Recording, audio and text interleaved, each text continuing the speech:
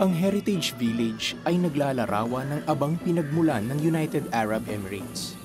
Dito ay makikita ang tradisyonal na buhay disyerto ng mga Emirati at mga tribong nomad. Ang dating tent na nagsisilbi nilang bahay ay napalitan ng mga brick houses sa pagdaan ng panahon.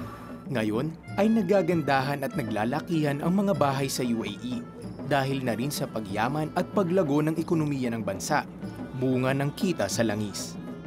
Matatagpuan din sa loob ng Heritage Village ang mga camel na dati gamit ng mga Emirati sa kanilang paglalakbay. Ngayon ay magagarang mga kotse ang makikita sa mga naglalawakang kalsada at boulevard.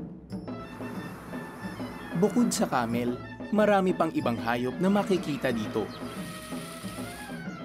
Maraming stall sa loob ng Heritage Village na larawan ng tradisyonal na pamilihan noong unang panahon. Ang mga tindahan ay nagbebenta ng iba't ibang product ng UAE.